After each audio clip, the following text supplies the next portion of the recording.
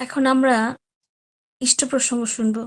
কিন্তু এমন ইষ্ট প্রসঙ্গ যে আমরা ইষ্টভীতি অনেকেই ঠিকমতো হয়তো গুরুত্ব দেই না বা গুরুত্ব সবাই জানিও না। কিন্তু ইষ্টভীতি করলে যে কি হয় আর ইষ্টভীতি ছেড়ে যারা দিয়েছেন তাদের কাছে এই ঘটনাটা মনে হয় প্রত্যেকের কাছে অনুপ্রেরণা যোগাবে। তাই এমন একজন মাকে নিয়ে এসেছি আজকে ইষ্ট প্রসঙ্গ করার জন্য। তার জীবনের দয়ার কথা শুনলে আমরা প্রত্যেকে মানে সমৃদ্ধ হব। তাই সেই মাকে আমি আহ্বান করছি তার জীবনের দয়ার কথা শোনানোর জন্য।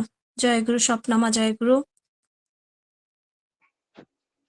জয় গুরু মা। জয়গুরু। বলো। ৯টা অবধি, ৯টা ৫-১০ পর্যন্ত বলো। পরম দয়াল পরম প্রেমময় শ্রী শ্রী ঠাকুর, পরম রাধা জগৎ জননী শ্রী শ্রী বড়মা, পরম পূজ্যপাদ শ্রী শ্রী বর্দা, পরম পূজ্যপদ শ্রী শ্রী আচার্যদেব এবং পরম পূজনীয় শ্রী অবিন্দা রাতুল চরণে আমি ভক্তিপূর্ণ প্রণাম জানাই। ঠাকুর পরিবারের প্রতি প্রত্যেকের শ্রীচরণে আমার প্রণাম। এখানে অনলাইনে উপস্থিত দাদা মায়েদের যথাযোগ্য স্থানে আমার ভক্তিপূর্ণ জয়গুরু এবং প্রণাম। ছোট ছোট ভাই বোনদের আমার প্রীতি ও শুভেচ্ছা। আজ আমার মনে হয় একটা স্বপ্ন পূরণের দিন। অনেকে ভাবে যে ঠাকুরের দয়ার কথা বলবো, আর আজকে আমি কোনোদিনও ভাবিনি যে এই যে একটা অনলাইন, সবাই স্বপ্নে ভাবে যে এই অনলাইনে আমি কিছু দয়ার কথা বলবো। আজকে আমার এত সৌভাগ্য, দিদি আমাকে, শর্মিষ্ঠা দিয়ে আমাকে ডেকে নিয়েছে। আমি দিদি ভাই বলে ডাকি, তো তাই দিদি চলে এসলো। তো দিদি ভাই আমাকে বলছিলেন যে ঠাকুরের দয়ার কথা কিছু বলার জন্য। আমি তার দয়ার কথা অনেক সময় বলে থাকি, কারণ এটা সত্যিকারের জীবনে আমার জীবন্ত একটা ঘটনা। একটা নয়, অনেক কটা ঘটনা আছে আমার জীবনে। তাকে ধরেছি, তাকে পেয়েছি, তাই তার দয়ার কথা আমি সবার মধ্যে বিলে দিতে চাই।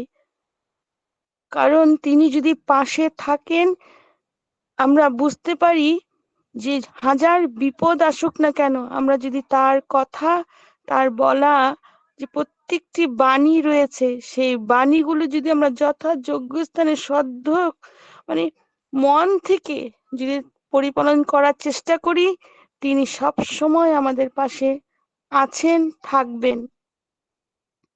আর আমার পাশেও এমনই একটা ঘটনা, এমন একটা রাত্রের কালো রাত আমার জীবনে ছিল। সেই ঘটনার থেকে আজকেও আমি অনেক কিছু শিখছি, যে তাকে ধরে চললে আমাদের কখনো বিপদ আসবে না। বিপদ আসবে ঠিকই, অল্পতেই কেটে যাবে। তাই তার দয়ার কথা দিদি আমাকে বলতে বললেন, তার জন্য আমি দিদির কাছে অনেক কৃতজ্ঞ। আমি অনেক মানে আমার স্বপ্নও ছিল না এই অনলাইনে আমি ইষ্ট প্রসঙ্গ করব। আমার যদি কিছু ভুল হয়ে থাকে, আমাকে ছোট বোন হিসাবে সবাই আমাকে ক্ষমা মার্জিত করবেন। এক ভয়ঙ্কর রাত্রির ঘটনা আমি আপনাদের কাছে তুলে ধরার চেষ্টা করছি। হয়তোবা এখানে অনলাইনে অনেকে উপস্থিত আছেন যারা আগেও এই ঘটনা শুনেছেন। আজকে অনলাইন অনেক জায়গায় চলছে, সেই অনলাইনেও আমি অনেক কয়েকবার বলেছি ঠাকুরের দয়ার কথা। আজও বলছি, দিদি ভাই রিকোয়েস্ট করেছেন বলে এই দয়ার কথাটাই বলতে, তাই এই দয়ার কথাটাই বলছি। আমার শুধু বিয়ে হয়েছিল ১.৫ বছর, ১.৫ বছর কি ২ বছর তখন ছিল আমার। তখন এক বৃষ্টি, শ্রাবণ মাস ছিল, খুব বৃষ্টির দিন চলছিল। আমি আমার মেয়েকে নিয়ে আমার ননাসের বাড়িতে যাই। তো একটু ফিরতে ফিরতে দেরি হয়ে গেছিল, ৭:৩০ নাগাদ হয়ে গেছিল। তখন আমার দিদি বলছিলেন যে ভাই এসে নিয়ে যাবে। আমি বললাম, দিদি ভাই অনেকটাই দেরি হয়ে যাচ্ছে, ও আবার চিন্তা করবে, আমি চলে যাব বলে আমি দিদিকে বলে ওখান থেকে রওনা দিলাম। এদিকটায় হালকা হালকা বৃষ্টি চলছিল। তো অনেকটাই পথ হেঁটে আসতে হয়, তাই আমার একটু দেরি হয়ে গেছিল, 7:30 নাগাদ হয়ে গেছিল। ঘরে এসে দেখি আমার স্বামী ব্যাগটা দরজায় ঝুলিয়ে উনি বেরিয়ে গেছেন। যেহেতু দরজায় তালা ছিল, উনি আর ঘরে ঢোকেননি। তো আমি যখন ঘরে ফিরলাম, ঘরে ফেরার পর ব্যাগটা নিয়ে আমি ঘরে ঢুকলাম। আমি বুঝতে পারলাম তিনি ঘরে এসেছিলেন। সবকিছু রাত্রে খাবার দাবার আমি তৈরি করলাম। সময়ের ঘন্টার পর ঘন্টা চলে যাচ্ছে, দেখছি উনি আসছেন না। এবার আমার একটু চিন্তা হয়ে গেছিল যে কি হলো, উনি মনে হয় রাগ করেছেন, তাই কোথাও চলে গেছে। আমি তো একটু রাত দেরি করে ফিরেছি, তাই হয়তোবা একটু অভিমান হয়েছে। তখন দেখি রাত্রি 9টা, 10টা, 11টা, 12টা এরকম করতে করতে ঘন্টার পর ঘন্টা চলে যাচ্ছে। না ফোনে যোগাযোগ করতে পারছি না কিছু, ফোনটাও সুইচ অফ বলছে। এদিকটায় যে কি ঘটনা ঘটে গেছিল সেটা আমার তো জানা ছিল না। উনি যখন আমি বাড়িতে ওনাকে নিয়ে আসি এই বিপদের থেকে, তখন আমি ওনার মুখে শুনতে পারি যে বাড়ির নিচের থেকে একটু দূরের থেকে ওনাকে কিডন্যাপ করা হয়। ওনার পেটের কিনারে 2টা বন্দুক ধরেছিল, গলার মধ্যে একটা বন্দুক ধরেছিল, ধরে ওনাকে তুলে নিয়ে যাওয়া হয় কিছু টাকার জন্য। ওনাকে সারা রাত, এক বৃষ্টির রাত, ওনাকে ওই আমাদের এখানে তো হিলস এরিয়া, তাই হিলসের যে নদী মানে পাহাড়ের যে ঝর্ণাগুলো থাকে, সেই ঝর্ণাগুলো দিয়ে ওনারা তো রাস্তা দিয়ে যান না, ওনারা লুকিয়ে লুকিয়ে যান। তো ওনাদেরকেও মানে আমার স্বামীকে ওইভাবেই ঝর্ণা দিয়ে মানে উপরে পাহাড়ের দিকে নিয়ে গেছিলেন। আমার স্বামীর ইউরিক অ্যাসিডের প্রবলেম আছে, তবুও মানে কি করবে, তখন তো বিপদে। ওনারা যেখানে নিয়ে যাবেন সেখানে তো যেতেই হবে। সারা রাত একটা স্থানে নিয়ে রেখেছিলেন, সেখানে পোকামাকড় অনেক কিছু হিংস্র প্রাণীরাও ছিল। সারা রাত যেন আমরা তো জানি যোগ বলতে কি, ক্ষেতের মধ্যে থাকে, সেই রক্ত খায়, সেই যোগ বিছা এগুলো হাত দিয়ে ফেলছিল। সারাটা রাত ওই বৃষ্টির মধ্যে বসা ছিল। আমি তো এদিকে মানে ভাবছি কেন আসছে না, রাত্রি 1টা হয়ে গেল, এরকম তো কখনো হয় না, এত রাত হয়ে গেছে ফিরছে না। আমার তো খুব চিন্তা হচ্ছিল, বাড়িতে একা মেয়েকে নিয়ে আমি আছি, আমার মেয়ে তখন 1.5 বছর বয়স। রান্না টান্না করে বসে আছি, খাবার দাবার সব ঠান্ডা হয়ে গেল। এই করতে করতে একটু আমার বাড়ির নিচেই তো মেন রোড, ওই মেন রোডের মধ্যে যেন একটা কুকুরের আওয়াজ পেলেও মনে হচ্ছিল যে উনি মনে হয় ফিরছেন। আবার একটু পরে দেখছি যে না, কোনো সাড়া নেই ওনার। এই করতে করতে সারা রাত আমি জানলার মধ্যে দাঁড়িয়ে দাঁড়িয়ে কাটিয়ে দিয়েছি। ভোরবেলা 5টার দিকে একটা ফোন আসে। সেই ফোনের মধ্যে আমার স্বামী বলেন যে ওনাকে নিয়ে যাওয়া হয়েছে। আমার স্বামী বলছে যে আমাকে না এখান থেকে নিয়ে যাও, নতুবা ওরা আমাকে মেরে ফেলবে, তুমি যেমনি করে হোক আমাকে নিয়ে চলো এখান থেকে। কারণ উনি তো ওখানে দেখছিল যে মানে উনার পাশে এত ভয়ঙ্কর মানুষগুলো বন্দুক নিয়ে দাঁড়িয়ে আছে, তাকে মেরে ফেলবে। আমরা যখন আমাদের মৃত্যুকে কাছে দেখি তখন একটু ভয় করে।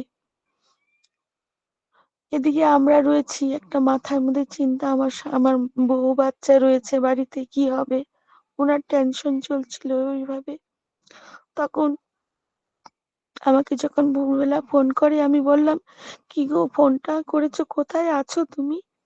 তখন উনি বললেন যে আমাকে তুলে নিয়েছে, টাকা ডিমান্ড করছে 10 লাখ। লক্ষ টাকা। আমি ভাবলাম যে কি হলো, আমি কেমনে করে দেব এতগুলো টাকা? 10 লক্ষ টাকা আমার কাছে, আমি আমি মরে গেলেও দিতে পারবো না এতগুলো টাকা। তখন ওই দাদাদের, মানে আমি তো ওনাদের ভাষা বুঝতে পারছিলাম না। আমাদের এখানে একটা পাহাড়ি মানে ল্যাঙ্গুয়েজ, এটাকে বলে গারো ল্যাঙ্গুয়েজ, ট্রাইবেল ভাষা। সেই ভাষায় ওনারা কথা বলে। তা আমি বুঝতে পারছিলাম না। তখন আমার সামনে দিয়ে এক দাদা চলে যাচ্ছিলেন। তো ওই দাদাকে আমি ফোনটা দিয়ে বললাম, দাদা ওনারা কি বলছেন একটু বলবেন আমাকে? তখন ওই দাদা বললেন যে ওনারা টাকা ডিমান্ড করছে, এত টাকা ওনারা দিতে হবে, নতুবা তোমার স্বামীকে মেরে ফেলবে। মনে হলো যে এই মাটির উপরে আমি দাঁড়িয়ে আছি, সেই মাটিটাও মনে হয় আমার পায়ের তল থেকে নেই। এমনই একটা সকাল, আমি আজও ভুলতে পারি না ওই সকালটা, ওই রাত্রিটা। এখনো যখন আমি বলি মনে হচ্ছে যে এখনই আমার সঙ্গে ঘটেছে। একদম যেই কথাগুলো আমি তুলে ধরবো একদম বাস্তব ঘটনা আমার। তখন আমার সঙ্গে যখন কথা বললাম, আমি সবার সঙ্গে যোগাযোগ করি, যোগাযোগ করার পরে আমার কথা কেউ বিশ্বাস করছিলেন না।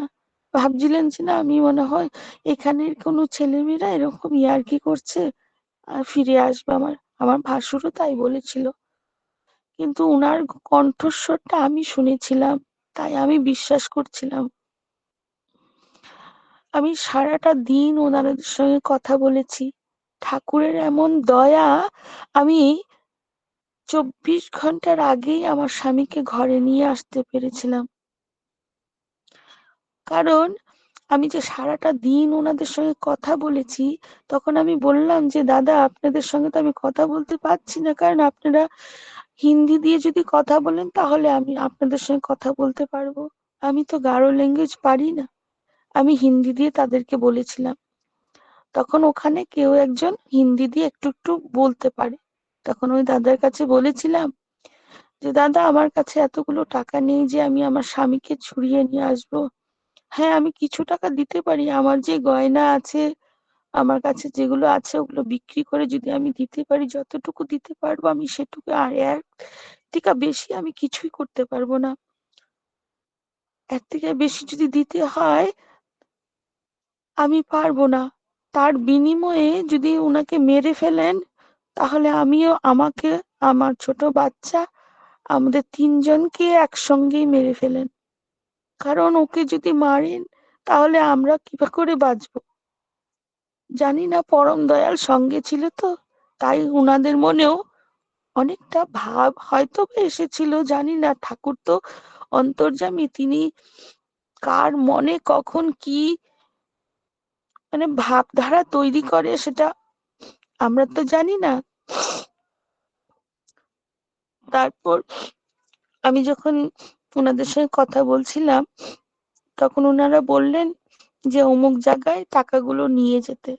আমি সারাদিন ওই ব্যবস্থা করলাম। কিছু টাকার ব্যবস্থা করে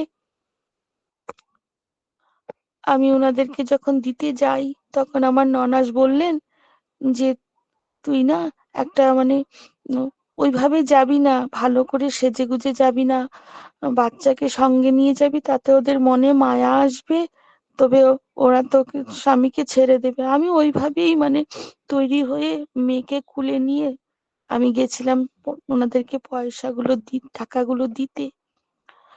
আমি অনেকটা পথ হেঁটে যাচ্ছি, দেখি প্রতিটা জায়গা ওনারা আমাকে গাইড করে চলছেন। রাস্তাতে প্রতিটা রাস্তার যে এক একটা মোড় টানছিলাম, সেই মোড়ে মোড়ে ওনারা আমাকে গাইড করছেন। এতটাই স্ট্রং ছিল ওনাদের ইউনিটিটা। অনেকটাই উপরে উঠতে হয়েছিল আমার। আমাদের এখানে একটা পিক আছে, সেই পিকের উপরে। সেখানে উঠতে উঠতেই বাচ্চাকে নিয়ে, ঘুমন্ত বাচ্চাকে নিয়ে আমি উঠছিলাম। আর যে আমার দিকে দেখছিল সেই ভাবছিল এই বউটাকে কখনো এদিকে দেখি না। আমাদের একটু মানে একটু মানে আমাদের যে জায়গাটাতে আমি থাকি সেই জায়গাটাতে একটু সম্মানযোগ্য, আমাদের একটু মানে পরিবারে একটু সম্মান রয়েছে, তো তো আমাকে কখনো ওইসব জায়গায় দেখে না।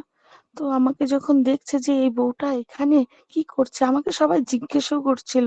তখন আমি বলছিলাম, না একটু বসে আছি, একটু হরান লাগছে তো তাই বসে আছি, বা একটু মানে ঘুরছি জায়গাগুলো, এইভাবে আমি বলছিলাম। তাদেরকেও বলি নাই যে এমন একটা সিচুয়েশন আমার ঘটনা ঘটে গেছে। তো ফোনের মধ্যে ওনারা কন্টিনিউ আমার সঙ্গে ছিলেন। যখন আমার সামনে দিয়ে একজন দাদা চলে আসছিলেন, যে দাদার হাতে আমি টাকাগুলো দেব, সে দাদাটা এতটাই অল্প বয়সের ছিল। আজকে আমরা আমাদের সৎসঙ্গী পরিবারে দেখি ছোট ছোট ভাই বোনেরা কি সুন্দর ঠাকুর, আমরা গান করছি, কীর্তন করছি। আজকে উনারা ওইটুক বয়সে মানুষের কাছ থেকে ছিনতাই করছে, টাকা নিচ্ছে। এটাই তো আমরা শিক্ষা, আমাদের পরিবারকে ঠাকুর যে এত সুন্দরভাবে তুলে ধরেছে। আজকে এই শিক্ষাটাই মেন শিক্ষা আমি মনে মনে করি। আমরা পড়াশোনা যতই থাকুক না কেন, আজকে ঠাকুরের শিক্ষায় আমরা শিক্ষিত হচ্ছি। আজকে এই শিক্ষা যদি আমরা সবার কাছে তুলে ধরতে পারি, তাহলে এরকম ছিনতাই, এরকম ছেলেমেয়েরা এই বিপদের দিকে আর যাবে না, মানুষকে ধর্ষণ করবে না।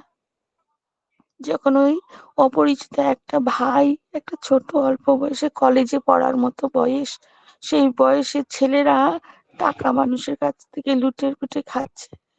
যখন ওই ছেলেটা আমার সামনে আসলো, আমি ভাবতেও পারিনি যে এই ছেলেটা আমার কাছ থেকে টাকা নিতে এসছে। যখন আমার সামনে আসে, সে ওই দাদাটার হাতে যখন আমি টাকাগুলো দিচ্ছিলাম অপর একটা ব্যক্তির হাতে, আমাদের তখন কিন্তু মেন্টালিটিটা সেরকম থাকে না। আমরা যে একটা অপরিচিত মানুষের হাত, আমি ওই ওই যে অপরিচিত মানুষটা আমার সামনে ছিল, সে মানুষটার হাতটা ধরে আমি বলেছিলাম যে আমার স্বামীকে যেন ছেড়ে দেয়, ওনাকে যেন ছেড়ে দেওয়া হয়। তখন উনি আমাকে হাতটা ছাটিয়ে বললেন যে তুমি এখান থেকে চলে যাও, ছাড়, মানে ছেড়ে দেবো তোমার স্বামীকে। ঘন্টার পর ঘন্টা চলে যাচ্ছিল, আমি তো কোনো খবর পাচ্ছিলাম না। টাকা তো অলরেডি আমি দিয়ে দিয়েছিলাম, কিন্তু আমার স্বামীর কোনো খবর পাচ্ছি না।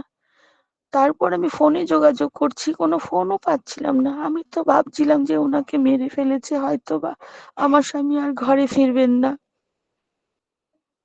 ওদিকটায় যে কি ঘটনা ঘটছিল সেটাও আমার জানা ছিল না। তারপর দেখি 4 ঘন্টা পর আমার মেয়ে উঠে গেছে। আমি মেয়েকে ঘরে থোয়ার জন্য আমার ননাসের কাছে চলে আসলাম, সেখান থেকে অনেকটাই দূর। আমি মেয়েকে থুয়ে আমি আবার ফিরছিলাম ওই জায়গাটাতে। ফিরতে ফিরতে একটা ব্রিজ আসে, সেই ব্রিজের কিনারে দেখি আমার স্বামী অটোর থেকে নামছে। মনে একটা খুশি লাগলো যে আমার স্বামীকে পেয়ে গেছি। ফুল আর পাথর। ফুল হ্যাঁ, ফুল আর পাথর। বলবো দিদি ভাই, যখন আমি আমার স্বামীকে ঘরে নিয়ে আসি, ঘরে নিয়ে আসার পরে উনি আমার মাটির মধ্যে ধাস করে পড়ে যান, মানে আর হাঁটতে পারছেন না উনি। তখন আমার স্বামীকে পেয়ে আমার স্বামী আমার হাতে একটা ফুল আর একটা পাথর দেন। সেটা বললেন যে এটা কিন্তু যত্ন সহকারে রেখো। যখন আমরা আমার নিজের মানুষকে যখন বিপদের মুখ থেকে পাই, তখন কিন্তু ওইসব মাথায় থাকে না। আমি প্রণাম করে আমার গোদরেজের উপরটাতে কাপড় যে রাখি, সেই গোদরেজটার উপরে রেখে দিই। যখন আমি স্বামীকে পাই তখন আমি স্বামীর পাশে বসি। বলে, জানো আমার জীবনে এরকম একটা ঘটনা, সেই ঘটনা যখন আপনারা শুনবেন, সেই রাত্রিটা যখন সকালের মুখ দেখেন, তখন ওনার কাছে তো কিছু ছিল না, টাকা পয়সা সবকিছু ওনারা নিয়ে নিচ্ছিল। তখন ইষ্টভীতি কি দিয়ে করবেন? তখন ইষ্টভীতি করার মতো পয়সা ছিল না, ওনাদের কাছে চেয়েছিলেন কিন্তু ওনারা তো দেন নাই। তখন আমার স্বামী কি করবে? জল খেতে হবে, জল জল কিভাবে খাবে? আগে তো ইষ্টভীতি নিবেদন করি আমরা, ইষ্টকে না নিবেদন করে কিছু গ্রহণ করি না। তখন আমার স্বামী সামনে একটা পাথর ছিল, সেই পাথরটা হাতে নিয়ে আমার পরম দয়ালের ইষ্টভীতি করেছিলেন। আমার পরম দয়াল, আমরা বলি পরম দয়াল দয়া করেন, সেই ইষ্টভীতির মাধ্যমে আমার ঠাকুর যে ওই পাথরটাও গ্রহণ করেছিলেন। ভক্তি থাকলে মনে, ঠাকুরকে যদি আমরা ভক্তি সহকারে একটা পাথরও দান করি, সে ঠাকুর ওই পাথরটাও গ্রহণ করে। অনেকে বলে আমরা অদীক্ষিতের ঘরে যাই, অনেক দীক্ষিত ঘরে যাই, ঠাকুরকে টাকা দিতে হয়, সবাই বলে যে তোমরা ইষ্টভীতি করো, টাকা দাও, সব ঘুমের থেকে উঠেই টাকা দাও। কিন্তু আমার জীবনের এই যে এমন একটা ঘটনা যে আমার ঠাকুর পাথরটাও গ্রহণ করেছিল ইষ্টভীতির মাধ্যমে। ওই ইষ্টভীতিটা পাথর দিয়ে করেছিল। ওই ইষ্টভীতির জন্য আজকে আমার স্বামী আমার কাছে আছে। তারপর যখন উনাকে ছেড়ে দিয়েছিল, মানে এত জঙ্গল, বড় বড় গাছপালা, ওখানে হিংস্র, আমি আগেও বলেছি, অনেকে বাঘ ভালু বাঁদর রয়েছে, জংলি বাঁদর রয়েছে, ওখানে তো মানুষ খেয়ে ফেলে। যেই সময়টা ছেড়েছিল তখন ওখানে অন্ধকার অন্ধকার হয়ে গেছিল, 4টা বেজে গেছিল, সন্ধ্যা। তখন কোনো পথ ছিল না, বড় বড় শুধু জঙ্গল ছিল। তখন ঠাকুরকে প্রণাম করে ঠাকুরকে নিবেদন করলো যে ঠাকুর, আমি কোন পথে এগোবো? আমি তো কোনো রাস্তা দেখছি না, কোনো পথ নেই, আমি কোন দিকে যাব? চোখটা বন্ধ করে যখন পরম দয়ালের ছবি মনে করে তাকে প্রণাম করলো, তখন যখন চোখটা খুললো তখন উনার সামনে একটা সাদা ফুল এসে পড়লো। তিনি উপর দিকে দেখেন যে কোনো সাদা ফুলের গাছ সেখানে ছিল না, বড় বড় গাছ, জংলি গাছ, সেখানে কোনো সাদা ফুলের গাছ ছিল না। কিন্তু ফুলটা এলো কোথা থেকে? আজও আজও ভাবি, আমার মনে এটাই, আমরা সাদাই তো ভাবি, আমার ঠাকুর তো বলেছেন আমার সাদা রং, আমরা সবাই জানি আমার ঠাকুরের প্রিয় কালার। তো ওই সাদা ফুলটা এলো কোথা থেকে? আমার পরম দয়াল এসেছিলেন ওই সাদা ফুলের, মানে ওই মাধ্যমে আমার ঠাকুর এসেছিলেন। ওই সাদা ফুলটি তুলে মাথায় ঠেকিয়ে পকেটে রেখে ওই পথ ধরেই উনি এগোতে থাকেন। 4 ঘন্টা পর দেখা যায় শুরু একটা রাস্তা দেখা যায়। তখন ওই রাস্তা দিয়ে অটো দিয়ে ঘরে ফিরেন। এই যে ফুলের যে মহিমা, পরম দয়াল কোন রূপে আমাদেরকে দর্শন দেয় সেটা আমরা ভেবে উঠতে পারবো না। আমরা ভাবি ঠাকুর নেই, কিন্তু ঠাকুর সব সময় আমাদের পাশে। একটা ফুল হয়েও যদি ঠাকুর সামনে আসতে পারে, তাহলে ঠাকুর কোন কোন রূপে আমাদেরকে দয়া করেন। আমার জীবনের একটা পরম সত্য ঘটনা, এটা আপনাদের কাছে তুলে ধরলাম। কারণ এই ইষ্টভীতি, ইষ্টকে নিবেদন করি আমরা ভক্তি সহকারে। আজ ইষ্টভীতিকে আমরা সবাই জানি ঠাকুরের বিধান আছে যে চুলার ছাই দিয়েও ইষ্টভীতির বিধান আছে। যেই মায়েদের কাছে কোনো টাকা পয়সা নেই, সেখানে একটা চুলার একবেলা যদি আমরা চুলা জ্বলিয়ে ভাতটা রান্না করি, সেই ছাই দিয়েও ইষ্টভীতি করে আমরা ঠাকুরকে ওই ইষ্টভীতি নিবেদন করতে পারি। তাহলে আমার ঠাকুর যদি একটা পাথর গ্রহণ করতে পারেন, তার কাছে টাকার মূল্যটা কি রইল?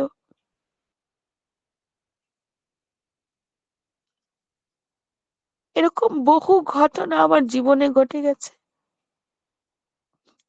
আমার কিছুদিন আগে, আমার সময় রয়েছে? বলো। কিছুদিন আগে আমার মা খুব অসুস্থ হয়ে পড়েন। আমি যখন মায়ের বাড়ি যাই, বছরে আমরা তো কখনো কখনো মায়ের বাড়ি যাই, তাই আমিও গিয়েছিলাম। আমি যখন গিয়েছিলাম, মা তখন সুস্থ, একদম হাঁটাচলা করেন। তখন আমরা সবাই বাড়িতে পুজো অর্চনা করি। আমরা সবাই জানি শ্রাবণ মাসে আমরা অনেকে বাড়িতে বিপত্তারিণী পুজো করি। আমাদের বাড়িতেও আমাদের অনেক আগের থেকে, ছোটবেলার থেকেই মা বিপত্তারিণী পুজো করতেন, আজও করেন। মায়েদেরকে তো উঠানি যায় না। তো মা কি করেছিলেন, আমাদের বাৎসরিক পুজো করে তো মা, তো প্রতিমা রয়েছে, তো বিপত্তারিণী পুজো করছিলেন। তারপর মা 2 দিন পর মার জ্বর এসে যায়, মানে এমন জ্বর, মার লিভার সিরোসিস আছে। তো মার পেটে জলের ইনফেকশনে মার পুরোটা মানে ড্যামেজ হয়ে যাচ্ছিল লিভারটা। তখন আমরা তো বুঝতে পারছিলাম না। মার শুধু ভেবেছিলাম যে জ্বর এসছে। তখন মাকে গুয়াহাটি হসপিটাল, দিসপুর হসপিটালে নিয়ে যাওয়া হয়। যেদিনটা নিয়ে যাওয়া হয় তার দুদিন পর মার স্মৃতিশক্তি হারিয়ে ফেলে। মার ব্রেনে কাজ করা বন্ধ করে দেয়।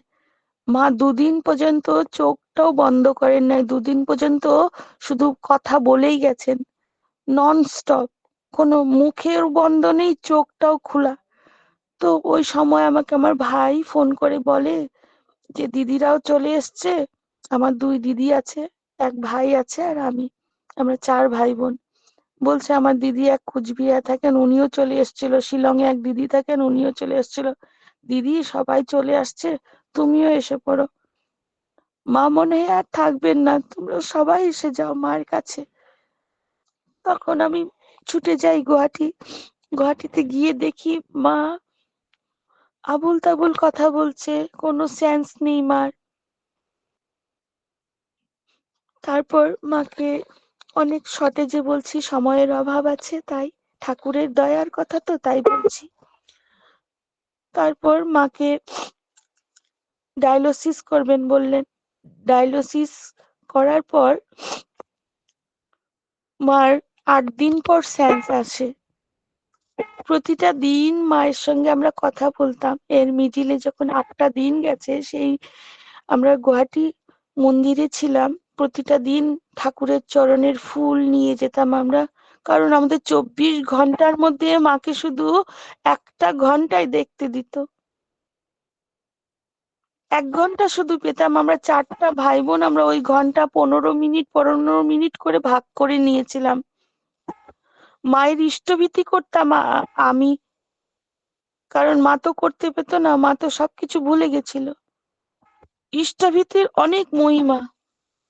ইষ্টভীতি যে কোনো, আমি ঠাকুরের এমনও বিধান আছে, আমি যদি করতে না পারি তাহলে আমার যে কেউ কাছের সেও করতে পারে।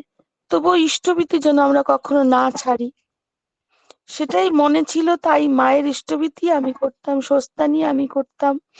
আমরা অনেক আগেই স্বস্তানি গ্রহণ করেছি। আমার 25 বছর পূর্ণ হয়েছে এই 26শে জানুয়ারিতে। তো ইষ্টভীতি আর স্বস্তানি, ঠাকুর বলেছেন না, এই দুটি বয়েই নিয়ে যায়। একদম সঠিক ঘটনা। তারপর মাকে দুহাত, মানে মায়ের যে এমন অবস্থা, মা যখন স্যান্স আছে মাকে বলতাম, মা আমাকে চিনতে পেরেছো? মা বলতো যে না। কিন্তু মা শুধু ভাইয়ের বউয়ের কথাই মনে ছিল, ওর খালি নাম বলতো। ডায়ালিসিসের পর যখন মার জ্ঞান ফিরে আস্তে আস্তে, তখন মাকে বলতাম, মা যেন ঠাকুরের যে চরণের ফুলটা আমরা মায়ের পাশে রাখতাম, তখন মনে হতো যে ঠাকুর তো আছেন, আমরা যদিও না থাকি, ঠাকুরের ফুলটা যে মায়ের পাশে ছিল, সেই ফুলেই মার কবজ। আজ যদি মাকে পেয়েছি, এই ঠাকুরের জন্যই পেয়েছি। আপনারা সবাই সবসময় এই যে ইষ্টভীতির মহিমাটা আমার জীবনে ঘটেছে, সেই ইষ্টভীতির মহিমাটা সবাইকে বলবেন যে ঠাকুর কখনো টাকা চান না, তিনি চান ভক্তি, মনের টান, ভালোবাসা। এই ভালোবাসা যদি থাকে, ঠাকুর যে কোনো বিপদে আসুক না কেন, আমরা ওই বিপদ থেকে উদ্ধার পাবো। আমার এটা জীবনের বাস্তব ঘটনা, কোনো কাল্পনিক ঘটনা এখানে কোনো কিছুই বলিনি। আপনাদের কাছে যতটুকু বলেছি আমার জীবনের সত্যির ঘটনা বলেছি। কিছুদিন আগে এই ঘটনাটা আমি এক অনলাইনে বলছিলাম, তখন আমাকে এই দিদিভাই বলেছিলে যে আপনাদের অনলাইন এই মায়ের অনলাইনে ইষ্ট প্রসঙ্গ করবো। আজকে আমি এই অনলাইনে ঠাকুরের দয়ার কথা বলতে পারছি, কিন্তু একটু মনের মধ্যে না ভয় করছে। কারণ আমি এত বড় অনলাইনে কখনো ইষ্ট প্রসঙ্গ করার কোনোদিন কল্পনাও করিনি। আজ আমার কিছু একটু ভুল হয়ে গেলে আমাকে ক্ষমা করবেন ছোট বোন হিসাবে। কারণ একটু না মনে মানে কি বলবো, ভাব এসে যায় তো ঠাকুরের জন্য, তাই একটু ভাব এসে গেছে।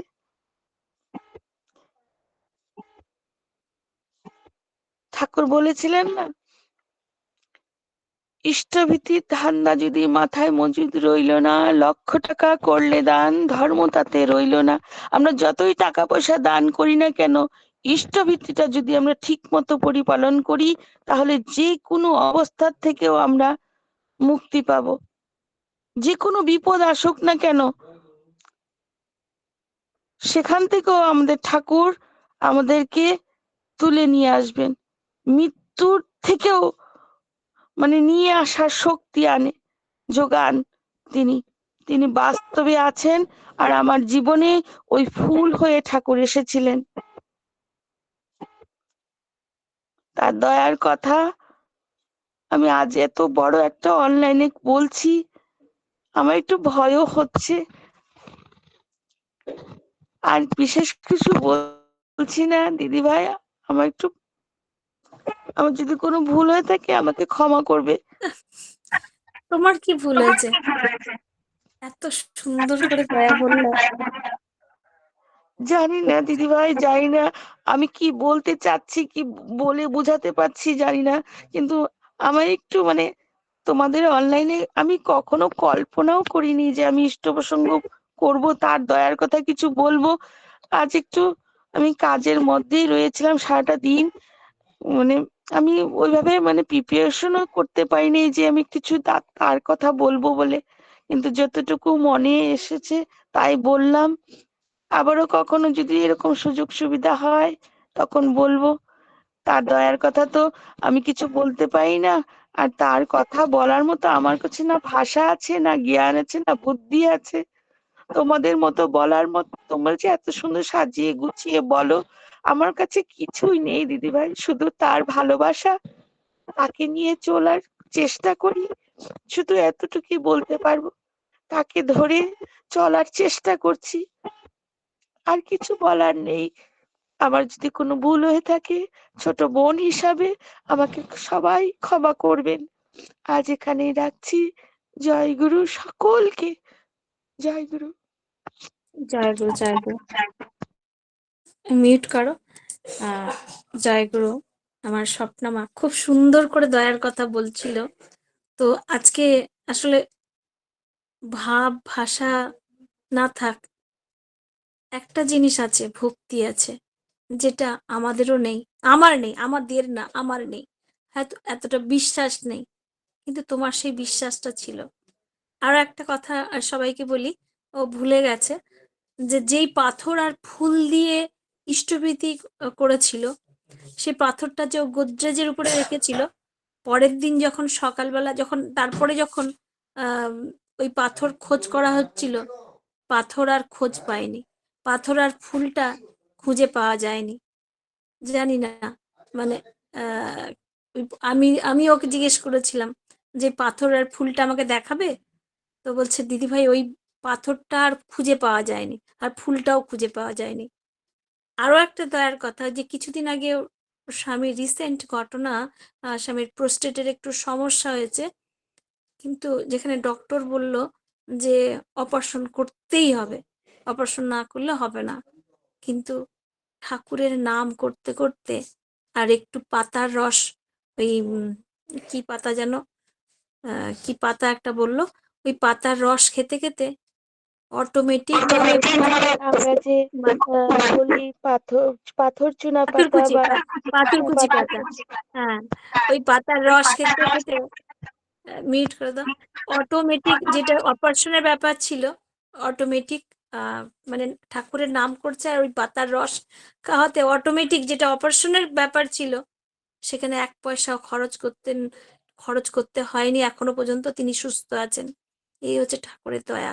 আসল কথা, এত মানে ভক্তকে পেয়েছেন, পরম দয়াল তার ভক্তকে কাছে পেয়েছেন। এমন ভক্তকে আমাদের প্রতি প্রত্যেকের নমস্য। খুব ভালো থাকো, সুস্থ থাকো, আর আনন্দে থাকো। পরিবার, পারিপার্শ্বিক সবাইকে নিয়ে ভালো থাকো। এই কাতর প্রার্থনা দয়ালের রাঙা রাতুল চরণে। তাই লিঙ্কে উপস্থিত সবাইকে বলি, যারা ইষ্টভীতি ছেড়ে দিয়েছেন তারা ভুলেও ছাড়বেন না। যে একটা ইষ্টভীতির যে কি মহিমা, তা আজকে আমার স্বপ্না মা তার নিজের জীবনের ঘটনা বলে আমাদের প্রতি প্রত্যেককে সমৃদ্ধ করলো। জয় গুরু, ভালো থেকো, সুস্থ